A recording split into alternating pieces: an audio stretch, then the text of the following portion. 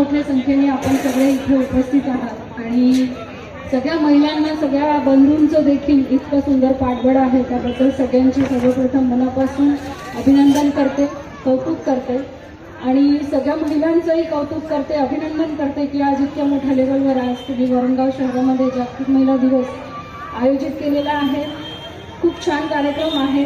चिमुकलांनी खूप सुंदर त्यांचा परफॉर्मन्स दिला, ताईंनी सुद्धा त्यांचा परफॉर्मन्स दिला।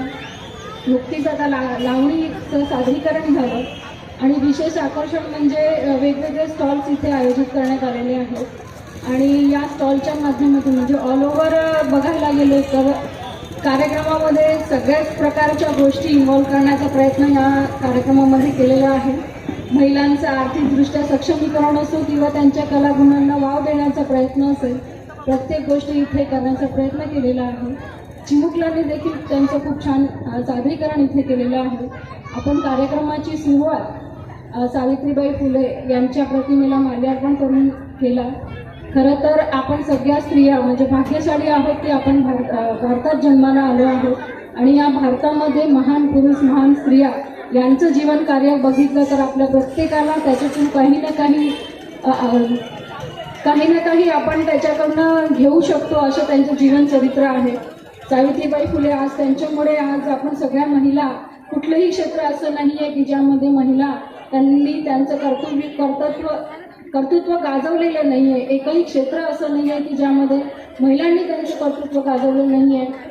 आई जिजाऊ ज्यांच्यामुळे आज हिंदवी स्वराज्याचं निर्माण झालं, आज तुमच्या माझ्या घरामध्ये आज आपण देवाऱ्यामध्ये आपले देव सुरक्षित आहे असे छत्रपती शिवाजी महाराजांना घडवणाऱ्या आपल्या आई जिजाऊ आहे। कालच छत्रपती संभाजी महाराज यांचं बलिदान दिवस होता। आजच्या या कार्यक्रमाच्या माध्यमातून मी त्यांना वंदन करते, अभिनंदन करते, त्यांना त्रिवार वंदन करते। आज हे सगळे महान पुरुष, महान स्त्रिया होत्या म्हणून आज आपण सगळेजण इथे आहोत। मी सगळ्या महिलांचं इथे खरोखर मनापासून अभिनंदन करते की कितीही अडीअडचणी आले तरी पण आम्ही खंबीरपणे उभे राहणार, कारण आम्ही जिजाऊच्या लेकी, आम्ही सावित्रीच्या लेकी, असा हा संदेश तुम्ही या कार्यक्रमांच्या माध्यमातून दिला। खरं बघायला गेलं तर एकीचं बळ काय असतं हे आपल्याला लहानपणापासून शिकवण्यात येतं। आज तुम्ही तुमच्यात असलेली एकीचं इथे कुठेतरी प्रदर्शन केलेलं आहे आणि तुमच्यामध्ये असलेली एकी अशाच पद्धतीने राहो। वरणगाव शहराची जिथे उन्नती आणि प्रगतीचा विषय असेल त्यावेळेला अशीच एकी आपल्या सगळ्यांच्या माध्यमातून असो आणि आपण सगळ्यांनी मिळून कुठल्याही जातीपातीचं किंवा इतर कुठलंही राजकारण न करता फक्त आणि फक्त समाजकारण घेऊन वरणगाव शहराचा विकास करायचा प्रयत्न आपण प्रत्येकाने केला गेला पाहिजे।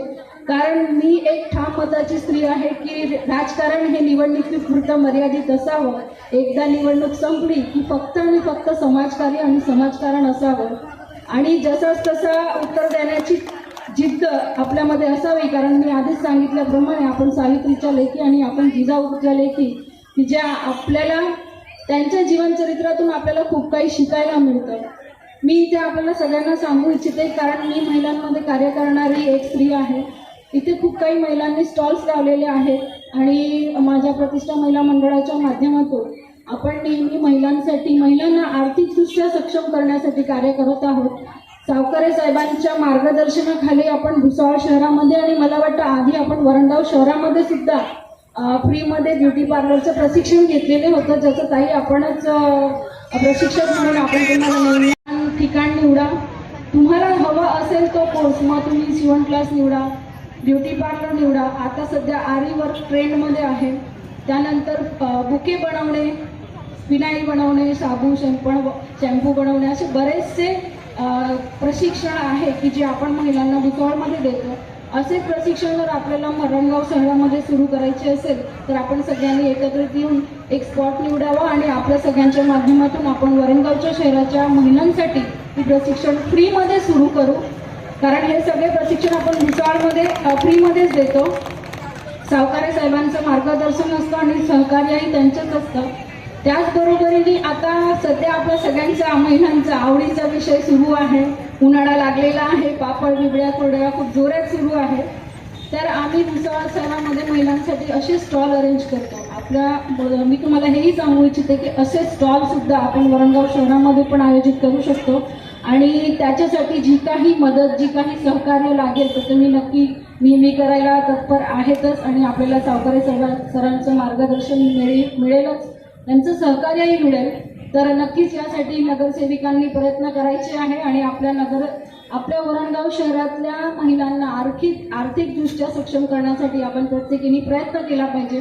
कारण वरणगाव शहरामध्ये बघितलं तर श्यामलताई असो किंवा आपल्या सोनवणेताई असो किंवा सगळ्या गायकवाडताई असो, सगळ्या जणी सांगतात की आमच्या वरणगावमध्ये 3/4 संख्या ही नगरसेविकांची आहे. वरणगावचा जो विकास आहे तो महिलांनी करायचा आहे. उपनगराध्यक्ष आपल्या महिला आहेत, मॅक्सिमम महिला वरणगाव शहरामध्ये नगरसेविका उपनगराध्यक्षपदी आहेत.